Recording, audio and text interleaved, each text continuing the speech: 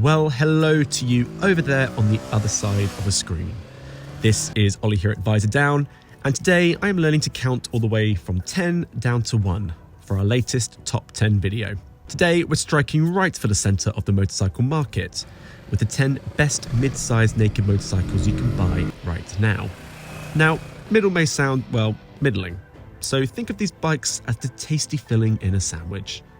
Which is fitting because the 600 to 900cc category represents the bread and butter of many manufacturers, blending affordability, that bigger bike experience, and, if you're coming from a smaller model, that feeling you've upgraded your wheels. In short, middleweight motorcycles are big business. But which are the best? Allow us to tell you. Are you ready? Let's go. We've always had a soft spot for the Honda CB650R. It's an enticing way into four-cylinder ownership, and it's dressed in some handsome neo-retro attire, a term that may still not make too much sense to us, but has at least aged well on the CB650R with its chunky proportions and quality detailing. It's smooth, easy, feels like a bigger motorcycle, and is practical, but the CB650R is now beginning to seem a bit dated, both against rivals and within its own Honda range. While you might find yourself pining for the extra oomph if you consider this more of a rival to the Yamaha MT-09 or Kawasaki Z900, it might be worth waiting for a replacement, or consider looking into the forthcoming Honda Hornet, which revives a fondly regarded nameplate for a new 800cc or so twin later this year. Is this the moment many manufacturers have been fearing? Are we finally looking at a Chinese-manufactured full-size motorcycle that is desirable and competitive? The answer? Yeah. A cautious one, but yes, all the same. We have long been expecting CFMoto, one of the better sorted and more European-centric of the countless many motorcycle brands to be pouring out of China over the last decade, to be the first to come good, and it hasn't disappointed with its new CLX range. Having already launched with the Heritage, a smartly detailed retro-themed roadster, it will be joined by a more dynamic-looking sport version very soon too. It's not the first word in modern, and it's a bit of a mongrel underneath with its Kawasaki engine, BMW switchgear, and KTM-assisted design. But it comes together in an attractive and excellent value package, chiming in at just over £6,500. If the Chinese influx ever does come, this will be considered the model that started it. You out there cannot seem to get enough of Royal Enfield right now. A darling of the Indian market, Royal Enfield's stripped-back, no-nonsense motorcycles, dripping in lashings of retro charm from a bygone era, are making it something of a surprise global sensation now too.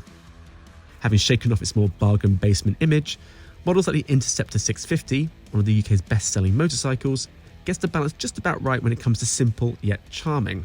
Whereas the Triumph Bonneville and Yamaha XSR are, let's face it, modern motorcycles in Peaky Blinders cosplay, the Interceptor 650 feels more genuine towards its brief, and it's this honest image that has won over so many customers. It's not the most refined or sophisticated naked out there, but as with any Royal Enfield, it is very easy to love. And that's even before you consider the £6,000 price tag. Speaking of retro, the Kawasaki Z650 recently stepped out in new accessories with the launch of the attractively evocative RS variant. It adds a dash of panache to a model that is otherwise aging somewhat in standard guise, though as with most Kawasaki motorcycles, there is very little really to criticise in what is a well-rounded, practical and good value package. Indeed, the Z650 is a classy and well-finished motorcycle with a willing 67 brake horsepower on tap, and it handles perfectly well. Its biggest problem is that its rivals do actually exist, with the MT-07 and Trident offering more fun, or shall we say chutzpah, than the Z650. While the naked version of the celebrated RS660 may not have created quite as much of a buzz when it hit these shores, the Tuono 660 is nonetheless the breadwinner of the Italian firm's triple-pronged midweight salvo. Admittedly, you do get the impression the 660 platform was designed with a sports bike primarily in mind. So while the Tuono gets the same eager dynamics, sprightly engine and class-leading tech, it certainly doesn't quite feel as special. Then again, push on and the Tuono 660 is a hoot to ride, compared to the company in this list, and there is never any doubt that you're wrapped around a distinctly premium product. However, at a starting price of £9,700, let's face it, you buy the Tuono 660 because you want a Tuono 660, not because you're comparing it to a rival that is more than £2,000 cheaper. More than 125,000 examples of the MT-07 have been shifted since 2014, so it's fair to say the central pillar of Yamaha's Masters of Torque lineup is kind of a big deal. The new version, introduced towards the end of 2019, gives it a slightly roomier riding position, Euro 5 compliance and stronger brakes. It also gets Yamaha's latest styling direction, but we'll leave it to you to decide whether that is a good or a bad thing. Put simply, the MT-07 does a great job of offering more for a lot less than most. It's easy enough for novices to glean confidence from, yet lively enough to keep the seasoned biker happy. In many ways, no one knows nakeds like Yamaha, which might explain why they're just so damn popular. Much like the Z650, the Kawasaki Z900 is one of those motorcycles that is quite hard to fault. While we may counter that by saying it doesn't necessarily exceed in any area versus rivals too, it's more likely there will be something on the Z900 to particularly please each potential buyer. With 123 brake horsepower, quality suspension, classy build and lighter H2-inspired tubular steel frame, the Z900 blends classy and sporty and wraps it in a green bow. On the downside, it blends into its own range alongside the Z650 and Ninja 1000 SX. Or you could just go for the glorious Z900 RS variant, which for many beats anything hands down on this list on looks alone.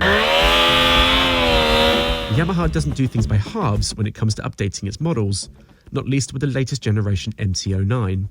One of Europe's best-selling motorcycles, the MT-09 shoulders a lot of responsibility for the firm, so for the newest model, instead of going home, it went big instead. Let's address the styling first though. Now we can assure you the oddball front-end arrangement does look better in person, but there is no denying it is somewhat distracting and perhaps a touch too divisive for some. Which is a shame because the MT-09 is a delight to ride, with its re-engineered CP3 three-cylinder engine gaining a welcome power boost, to inspire a riding experience that is fun, involving and brisk. Everything feels well put together, and it is well kitted out too. And hey, the looks will win you over in time, we reckon. For those mourning the demise of the Triumph Daytona, rest assured its spirit lives on in its naked counterpart, the Triumph Street Triple. A roaring success for the British firm, the Street Triple is a handsome, well-engineered premium product that superbly blends sport and quality without being priced out of the margins. There is great range in its offerings too, with the entry-level Street Triple R benefiting from the firm's sweet-sounding and very usable 765cc triple-cylinder engine, and still come in at under £10,000. For those who prefer their Triumphs more honed, the RS is a worthwhile expense to get your hands on a top-notch Olin suspension, Brembo brakes and 121 brake horsepower. We've given you positions 10 to 2, but there can only be one winner. The best middleweight roadster you can buy right now is the Triumph Trident 660.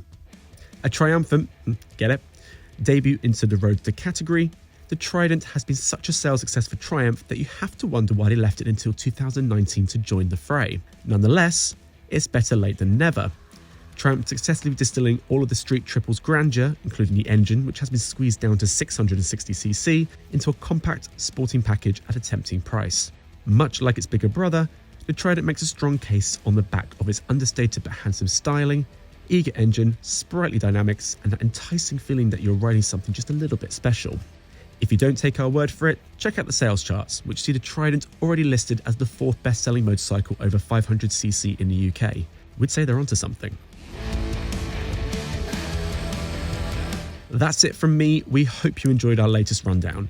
We also hope you agree, but even if you don't, we'd love to know, so drop us a comment. We do love reading them, and occasionally arguing back if we have to. Also, do like and subscribe to the Visordown YouTube channel if you haven't already, because we like you. We like you a lot.